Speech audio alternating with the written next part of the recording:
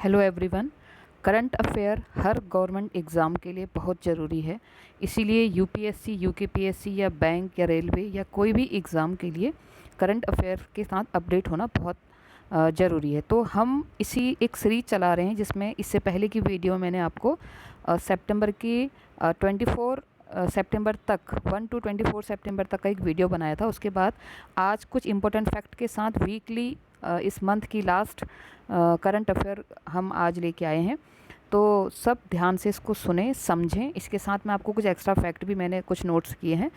तो ये सारे बहुत ही इंपॉर्टेंट हैं। जो बहुत ज़्यादा इंपॉर्टेंट है वो मैं आपको हाईलाइट करवाऊंगी, बताऊंगी कि ये बहुत ज़्यादा इंपॉर्टेंट है। ठीक है, तो सीधे सीधे वीडियो में आते हैं, सीधे क्वेश्चंस में आते हैं। तो पहला प्रश्न है, 13 से 26 सितंबर 2024 तक होने वाले भारत ओमान संयुक्त सैन्य अभ्यास का नाम क्या है? तो उसका आंसर है अल नज़ा 5। ऑप्शन नंबर बी, अल नज़ा 5।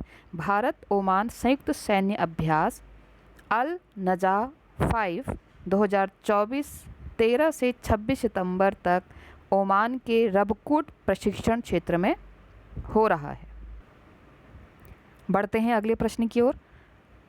24 सितंबर 2024 को संपन्न हुए 10वें राष्ट्रमंडल संसदीय संघ CPA भारत क्षेत्र सम्मेलन की अध्यक्षता किसने की? ये बहुत महत्वपूर्ण प्रश्न है कि राष्ट्रमंडल संसदीय संघ भारत क्षेत्र सम्मेलन की अध्यक्षता किसने की? तो इसका आंसर है option number B, Om Birla. Lok Sabha अध्यक्ष ओम बिरला। हमें ये भी पता चला कि लोकसभा अध्यक्ष कौन है, ओम बिरला हैं। ने 10वें राष्ट्रमंडल संसदीय संघ, ये भी पता चला कि 10वां राष्ट्रमंडल संसदीय संघ है, भारत क्षेत्र सम्मेलन की अध्यक्षता की, जो 24 सितंबर 2024 को नई दिल्ली में संपन्न हुआ। हमें ये भी पता चला कि ये कहाँ संपन्न हुआ।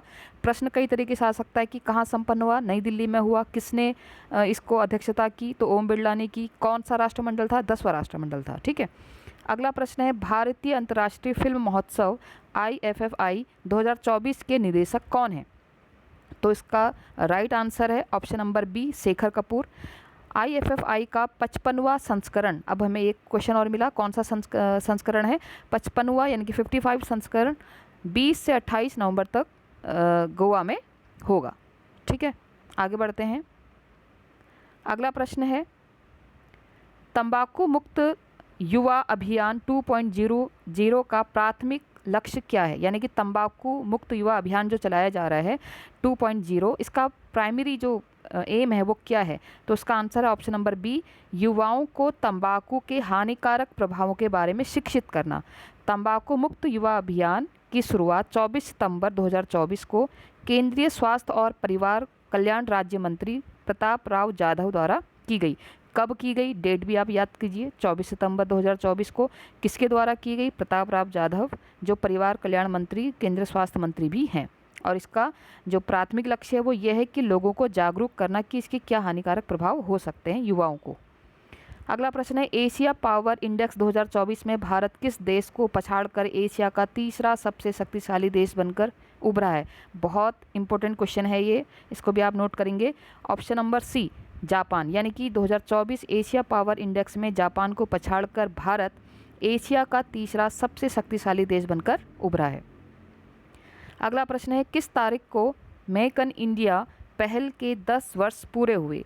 यानी कि मेक इन इंडिया जो हमारे देश में चलाया जा रहा था, इसको किस तिथि को 10 वर्ष पूरे हुए? तो बहुत इंपॉर्टेंट क्वेश्चन है, आ सकता है। तो उसका आंसर है ऑप्शन नंबर सी, 25 सितंबर 2024। मेक इन इंडिया पहल ने 10वीं वर्षगांठ अपनी मनाई है। तो इसकी स्थापना कब हुई थी? 25 सितंबर 2024 को चलाया गया था और इसको 2014 को चलाया गया था। 2024 में 10 साल हो गए और 10वीं वर्षगांठ मनाई इस साल। ठीक है, 25 सितंबर को हुआ था। मेक इन इंडिया के तहत भारत दुनिया के किस उत्पाद का दूसरा सबसे बड़ा निर्माता बन गया है? अब हमें इसमें दो आंसर क्वेश्चन, देखो दो क्वेश्चन बन रहे हैं। किस उत्पाद का दूसरा सबसे बड़ा निर्माता बन गया है? आंसर है मोबाइल फ़ोन। तो यानी कि मेक इन इंडिया ने भारत दुनिया में किसका उत्पादन ज़्यादा किया? तो मोबाइल फ़ोन। पिछले एक दशक ने भारत ने महत्वपूर्ण प्रगति की है और दूसरा सबसे बड़ा मोबाइल फ़ोन का निर्माता बन गया है। ठीक है, दूसरा सबसे बड़ा मेक इन इंडिया के तहत, और किसका? मोबाइल फ़ोन का। अगला प्रश्न है, सितंबर 2024 में वायुसेना के अगले उप प्रमुख के रूप में किसे नियुक्त किया गया है? आंसर है air marshal SP Dharkar, option number B. अगला प्रश्न है 25 से 29 सितंबर 2024 तक यूपी इंटरनेशनल ट्रेड शो 2024 कहाँ आयोजित किया जाएगा?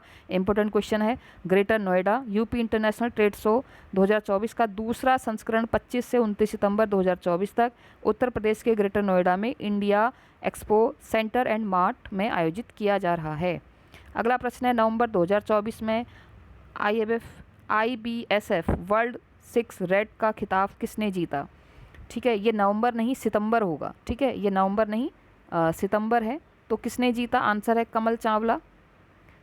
भारतीय स्नूकर कमल चावला ने 25 नवंबर की जगह यहाँ पर भी आप सितंबर कर लीजिएगा, 25 सितंबर 2024 को मंगोलिया के उलान बटार में फाइनल में पाकिस्तान के असद इकबाल को 6-2 से हराकर अपना पहला IBSF वर्ल्ड 6 रेड खिताब हासिल किया। तो जहाँ पे आपको नवंबर दिख रहा है वहाँ पर आप सितंबर कर लीजिए।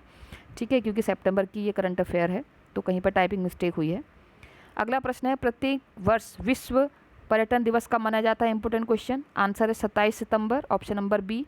विश्व पर्यटन दिवस प्रतिवर्ष 27 सितंबर को मनाया जाता है। इसकी स्थापना 1980, एक क्वेश्चन और मिला, इसकी स्थापना कब हुई है? 1980 में संयुक्त राष्ट्र विश्व पर्यटन संगठन UNWTO द्वारा की गई। ठीक है। अगला प्रश्न है प्रत्येक वर्ष विश्व पर्यटन दिवस कब मनाया जाता है? तो ये महत्वपूर्ण प्रश्न था कि प्रत्येक वर्ष विश्व पर्यटन दिवस कब मनाया जाता है। आंसर है ऑप्शन नंबर बी 27 सितंबर। अगला प्रश्न है परम रुद्र सुपर कंप्यूटर कहाँ स्थापित किए गए? आंसर है option number B Pune, Delhi और कोलकाता में। पीएम मोदी ने 26 सितंबर 2024 को पुणे, दिल्ली और कोलकाता में स्थापित 3 परम रुद्र सुपर कंप्यूटर राष्ट्र को समर्पित किए। ठीक है, तो ये इंपॉर्टेंट क्वेश्चन है ये भी। इसके बाद अभी वही क्वेश्चन को फिर रिपीट आ गया है कि कहाँ स्थापित किए, वही कहाँ स्थापित किए, पुणे, दिल्ली और कोलकाता। अगला प्रश्न है बहुत इंपॉर्टेंट क्वेश्चन है गिर संरक्षित क्षेत्र के आसपास इको सेंसिटिव जोन ESZ घोषित करने का मुख्य उद्देश्य क्या है? तो इसका आंसर है ऑप्शन नंबर बी सतत विकास के साथ एशियाई शेरों के संरक्षण को संतुलित करें। इसका ये मुख्य उद्देश्य है। सरकार ने गिर संरक्षित क्षेत्र के आसपास 1.84 लाख हेक्टेयर को पर्यावरण संवेदनशील क्षेत्र ESZ घोषित किया है। लक्ष्य सतत विकास की अनुमति देते हुए गिर में एशियाई शेरों की रक्षा करना है जो उनका एकमात्र प्राकृतिक घर है। अगला प्रश्न है ग्लोबल इनोवेशन इंडेक्स GII 2024 में भारत की रैंक क्या है? बहुत इंपॉर्टेंट क्वेश्चन है। ऑप्शन नंबर ए 39वां यानी कि 39वां 39 पोजीशन पे हमारा देश आ चुका है। ग्लोबल इनोवेशन इंडेक्स GII में 2024 में 133 वैश्विक अर्थव्यवस्थाओं में 133 देशों के बीच में भारत 39वें स्थान पर पहुंच गया है। महत्वपूर्ण प्रश्न है। अगला प्रश्न है ग्लोबल इनोवेशन इंडेक्स 2024 के अनुसार शीर्ष 5 सबसे नवीन अर्थव्यवस्था वाले देश कौन कौन से हैं? तो ये भी महत्वपूर्ण क्वेश्चन है क्योंकि यहाँ से या तो शीर्ष 5 पूछ लेगा या भारत का कौन सा स्थान है। तो शीर्ष 5 है option number A Switzerland, Sweden, America, Singapore और UK।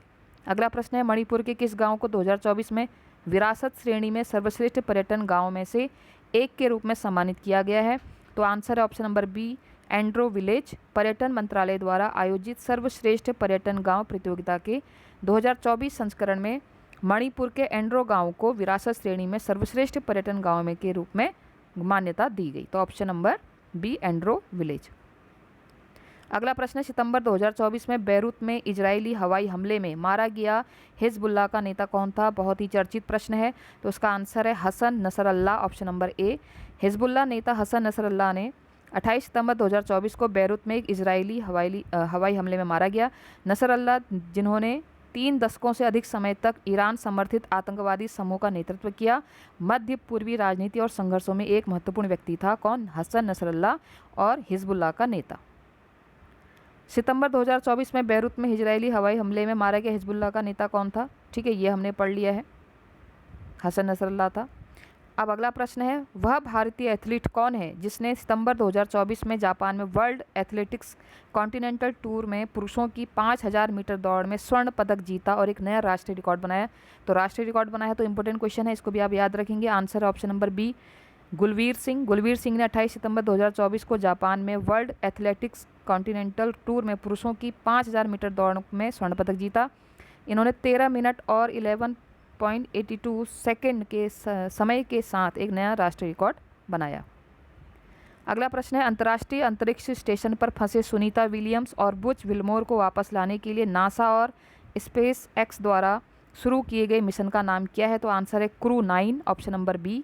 नासा और स्पेस एक्स ने 28 सितंबर 2024 को कैप कैनावेरल से क्रू 9 मिशन लॉन्च किया और इसको उन लोगों को वापस लाने के लिए इसको भेजा जा रहा है। इसमें 2 लोग सवार हैं और 2 खाली सीटें हैं। अब कुछ फैक्ट हैं, इस एक फैक्ट से बहुत सारे हमें क्वेश्चन मिलेंगे। जैसे क्वेश्चन है, सरकार ने जीडीपी गणना के लिए 2022-23 को बनाया नया आधार वर्ष, इसको प्रस्तावित किया है। सांख्यिकी मंत्रालय फरवरी 2026 में 2022-23 के नए आधार वर्ष के साथ जीडीपी प्रकाशित करेगा। उपभोक्ता मूल्य सूचकांक पर आधारित खुदरा मुद्रास्फीति और औद्योगिक उत्पाद सूचकांक पर भी आधारित कारखाना उत्पादन वृद्धि के लिए भी आधार वर्ष बदला जाएगा। अब इम्पोर्टेंट फैक्ट इसमें ये है कि वर्तमान में जीडीपी गणना के लिए आधार वर्ष क्या है? तो वर्तमान में जीडीपी गणना के लिए आधार वर्ष है 2011-12। और अगला इम्पोर्टेंट फैक्ट ये है कि राष्ट्रीय लेखा सांख्यिकी पर सलाहकार समिति का गठन विश्वनाथ गोल्डर की अध्यक्षता में किया गया था और यह 2026 की शुरुआत तक यह काम पूरा कर लेगी। तो हमें पता चला है कि राष्ट्रीय लेखा सांख्यिकी सलाहकार समिति की अध्यक्षता किसने की, ठीक है। और अभी हमारा कौन सा आधार वर्ष चल रहा है और सरकार ने जीडीपी गणना के लिए आगे 2026 में कौन सा नया आधार वर्ष बनाया, तो ये भी हमने इसमें देखा। अगला फैक्ट है, उदयनिधि स्टालिन तमिलनाडु के उप मुख्यमंत्री बने, ठीक है। तो उनको वहाँ का उप मुख्यमंत्री नियुक्त किया गया। ये 4 अन्य विधायकों के साथ उन्होंने कैबिनेट मंत्री की शपथ ली और ये युवा कल्याण और खेल विकास मंत्री के रूप में कार्यरत था। अगर प्रश्न आ गया कि जो तमिलनाडु के भी उप मुख्यमंत्री हैं पहले ये किस मंत्री के रूप में कार्यरत थे। अगला प्रश्न है, बहुत ही चर्चित अभी का जो करंट का है, शाहरुख खान और रानी मुखर्जी ने 2024 अंतर्राष्ट्रीय भारतीय फिल्म अकादमी आईफा पुरस्कार में सर्वश्रेष्ठ अभिनेता का पुरस्कार जीता, ठीक है। तो पहले तो सर्वश्रेष्ठ अभिनेता का पुरस्कार इन दोनों ने, अभिनेता और अभिनेत्री का, जीता है। अंतर्राष्ट्रीय भारतीय फिल्म अकादमी पुरस्कार कहाँ हुआ? 2024 अबू धाबी में आयोजित किया गया। 3 दिवसीय महोत्सव था, 27 सितंबर से लेकर 29 सितंबर तक। और आईफा 2024 में जो विजेताओं की पूरी सूची है वो मैं आपके सामने प्रस्तुत कर रही हूँ। सर्वश्रेष्ठ फिल्म में अगर मानी जाए तो विजेता थे ये संदीप रेड्डी और वंगा। किस फिल्म के लिए मिला इनको? एनिमल जो मूवी थी, इसमें जानवर लिखा है लेकिन एनिमल मूवी थी वो। और सर्वश्रेष्ठ अभिनेता शाहरुख खान जवान के लिए, सर्वश्रेष्ठ अभिनेत्री रानी मुखर्जी श्रीमती चटर्जी बनाम नार्वे, ये भी एक रियल इंसिडेंट पे पिक्चर थी, ठीक है। सर्वश्रेष्ठ निर्देशक विधु विनोद चोपड़ा 12th फेल, 12वीं फेल, ये भी एक रियल घटना पर आधारित पिक्चर थी। सर्वश्रेष्ठ सहायक अभिनेता अनिल कपूर, ये भी एनिमल के लिए मिला। सबसे अच्छी सहनायिका के शबाना आजमी, रॉकी और रानी की प्रेम कहानी। सर्वश्रेष्ठ अभिनेता नेगेटिव भूमिका में बॉबी देओल, ये भी एनिमल मूवी के एक्टर थे उसमें। और सर्वश्रेष्ठ गीत सिद्धार्थ गरिमा सतरंगा, एनिमल मूवी के लिए। तो सर्वश्रेष्ठ गायक भूपिंदर बब्बल, ये भी एनिमल मूवी के लिए। तो अधिकतर जो इसमें हम देख रहे हैं कैरेक्टर एनिमल मूवी से हैं, लेकिन सर्वश्रेष्ठ अभिनेता की बात करें तो शाहरुख खान और अभिनेत्री रानी मुखर्जी। सर्वश्रेष्ठ गायिका महिला शिल्पा राव, चलेया गाना के लिए। और भारतीय सिनेमा में उत्कृष्ट योगदान देने के लिए जो अवार्ड मिला है वो मिला है जयंती लाल गड़ा और हेमा मालिनी को, ये इंपॉर्टेंट है। और सिनेमा में अपने 25 साल पूरे करने पर जो उपलब्धि हासिल की है वो करण जौहर को मिली, ये भी इंपॉर्टेंट क्वेश्चन है, ठीक है। शाहरुख खान, रानी मुखर्जी, वहाँ बॉबी देओल नेगेटिव रोल में, और ये सारी चीज़ें। अब अगला है एक इंपॉर्टेंट फैक्ट, बीसीसीआई द्वारा बेंगलुरु में नई राष्ट्रीय क्रिकेट अकादमी का उद्घाटन किया गया। ये इंपॉर्टेंट क्वेश्चन है, कहाँ किया गया? 29 सितंबर को भारतीय क्रिकेट कंट्रोल बोर्ड द्वारा बेंगलुरु में नई राष्ट्रीय क्रिकेट एकेडमी का उद्घाटन किया गया। ये 40 एकड़ में फैला एक बहुत अच्छा क्रिकेट प्रतिभागियों को विकसित करने के लिए, खेल विज्ञान को बढ़ावा देने के लिए भारत का केंद्र बना है। इसमें कुल 3 मैदान और 86 पिचें हैं। इसमें इंडोर आउटडोर दोनों क्षेत्र शामिल हैं। मुख्य मैदान ग्राउंड में ए में 85 गज की सीमा रेखा है, जिसमें 13 मुंबई लाल मिट्टी की पिचें हैं, ठीक है। तो आपको सिर्फ इतना याद रखना है कि बीसीसीआई ने नया जो अपना क्रिकेट अकादमी खोला है वो कहाँ खोला? बेंगलुरु में खोला है। अगला प्रश्न है, भारत ने जूनियर विश्व वुशु चैंपियनशिप 2024 में 7 पदक जीते। कहाँ जीते? विश्व वुशु चैंपियनशिप में कितने पदक? 7 पदक जीते। भारतीय टीम ने ब्रुनेई के बंदर सेरी बेगावान में जूनियर विश्व वुशु चैंपियनशिप में 2 स्वर्ण, 1 रजत और 4 कांस्य पदक जीते। इसको आप नोट कर सकते हैं। भारत के आर्यन ने लड़कों के जूनियर ग्रुप के 48 किलोग्राम 48 किलोग्राम भार वर्ग में चीन के गोंग हुआनरान को हराकर स्वर्ण पदक जीता। शौर्य ने लड़कों के 48 किलोग्राम वर्ग में अपनी ईरानी प्रतिद्वंदी अली रेजा जमानी को हराकर एक और स्वर्ण पदक जीता। इस टूर्नामेंट में 24 सदस्यीय भारतीय टीम ने भाग लिया था। ये भी इंपॉर्टेंट है कि कितने भारतीय सदस्यों ने भाग लिया था? 24 सदस्यीय भारतीय टीमों ने भाग लिया था। अगला प्रश्न है गुलवीर सिंह ने विश्व एथलेटिक, यह भी ऊपर हम पढ़ चुके हैं क्योंकि इन्होंने एक विश्व रिकॉर्ड बनाया, ठीक है, 5000 मीटर का, ये ऊपर अभी हम पढ़ चुके हैं, 13 मिनट और 23 सेकंड में बनाया था। अगला प्रश्न है लैंगिक समानता को बढ़ावा देने के लिए भारत द्वारा अंतरिक्ष महिला नेतृत्व कार्यक्रम शुरू किया गया है। यह कार्यक्रम यूके भारत शिक्षा और अनुसंधान पहल के हिस्से के रूप में शुरू किया गया है। इसे विज्ञान और प्रौद्योगिकी विभाग द्वारा ब्रिटिश काउंसिल के सहयोग से 24 सितंबर को लॉन्च किया गया। अब ये जो प्रश्न यहाँ पर आ सकता है कि लैंगिक समानता को बढ़ावा देने के लिए कब लॉन्च किया गया भारत द्वारा अंतरिक्ष में महिला नेतृत्व कार्यक्रम, तो कब किया गया? 24 सितंबर को लॉन्च किया गया। इस पहल का उद्देश्य रणनीतिक नेतृत्व ढांचे के विकास में माध्यम से अंतरिक्ष विज्ञान में महिलाओं के नेतृत्व को बढ़ाने के लिए, मतलब उसमें दिखाना है कि हम जो लैंगिक समानता है वो दिखाते हैं और हर क्षेत्र में महिलाओं का योगदान है। कार्यक्रम का लक्ष्य है 250 शुरुआती करियर शोधकर्ताओं की नेतृत्व की क्षमता को बढ़ाना और कहीं ना कहीं महिलाओं की इसमें सहभागिता दिखाना। इंपॉर्टेंट क्वेश्चन है। अगला प्रश्न है oxygen bird park Amrit Mahotsav park का उद्घाटन केंद्रीय सड़क परिवहन और राज्य मंत्री नितिन गडकरी ने किया। सबसे पहली बात तो ये कहाँ हुआ? ये हुआ oxygen bird park Amrit Mahotsav park का उद्घाटन महाराष्ट्र के नागपुर में नागपुर हैदराबाद राष्ट्रीय राजमार्ग 44 पर किया गया। तो इम्पोर्टेंट है नोट्स, आप इसको लिख सकते हैं कि कहाँ किया, तो नागपुर में, महाराष्ट्र के नागपुर में किया गया। किसके द्वारा किया गया? नितिन गडकरी के द्वारा किया गया। और एक पर्यावरण पहल है, इसे भारतीय राष्ट्रीय राजमार्ग प्राधिकरण द्वारा विकसित किया गया है। और कहाँ पर किया गया? राष्ट्रीय राजमार्ग 44 पर जामथा के पास विकसित किया गया है। पार्क को प्राकृतिक पक्षी आवास के रूप में काम करने के लिए डिज़ाइन किया गया। ये भी पूछा जा सकता है कि बर्ड पार्क है तो स्पेशली है ही पक्षियों के लिए, ठीक है, तो इतना हम नोट करेंगे।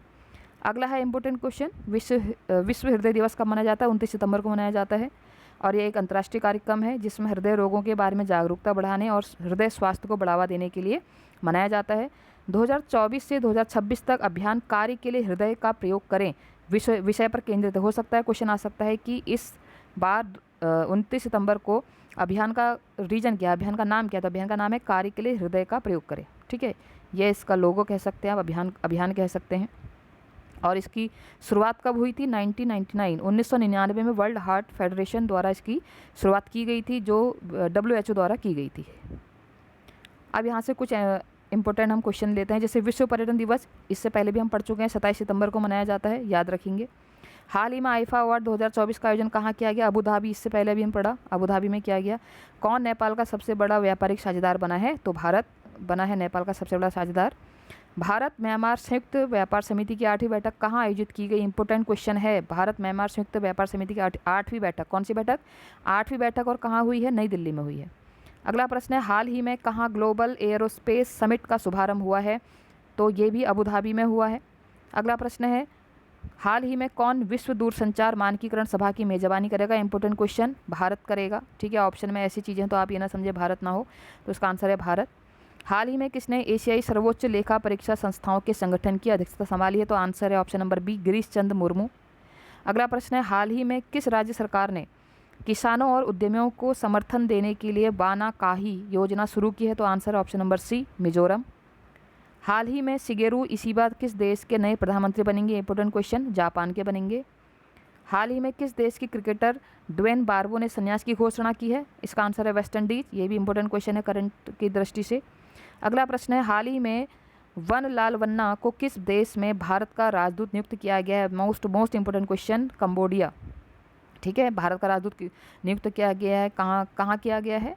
तो कंबोडिया में। हाल ही में किसके द्वारा लिखित पुस्तक खाकी में स्थित प्रज्ञ का विमोचन किया गया? ये भी इंपॉर्टेंट क्वेश्चन है, अनिल रतूड़ी द्वारा किया गया है। हाल ही में किस देश के क्रिकेटर साकिब अल हसन ने संन्यास की घोषणा की है? तो बांग्लादेश। एक हमने क्रिकेटर के बारे में आगे ही पढ़ा, एक ये भी है बांग्लादेश के। हाल ही में युवाओं के लिए रोजगार के अवसर पैदा करने के लिए श्रम मंत्रालय ने किसके साथ साझेदारी की है? बहुत इंपॉर्टेंट क्वेश्चन है क्योंकि ये OLA है इसमें, ठीक है, ओला है, फ्लिपकार्ट है, तो इसका आंसर क्या है? अमेजन। इसका आंसर है अमेजन के साथ श्रम मंत्रालय ने रोजगार के अवसर पैदा करने के लिए इसके साथ क्या किया है? साझेदारी की है। किसके साथ? अमेजन के साथ। आज का लास्ट क्वेश्चन, हाल ही में किसने नए शक्तिशाली आत्मघाती ड्रोन सहित 136B का अनावरण किया है? तो उसका आंसर है ईरान। तो आज की जो हमने MCQ सीरीज़ देखी, इसमें इंपॉर्टेंट फैक्ट भी थे, इसमें बहुत अच्छे क्वेश्चंस थे, आईफा अवार्ड वाले इसमें क्वेश्चंस थे जो आपके नेक्स्ट ईयर 2025 तक के कोई एग्ज़ाम में आएंगे। तो आपको वीडियो अच्छा लगता है तो लाइक कमेंट शेयर करें, और आगे ऐसे ही मैं करंट अफेयर की सीरीज़ लाते रहूँगी। आज के लिए इतना ही, बहुत बहुत धन्यवाद।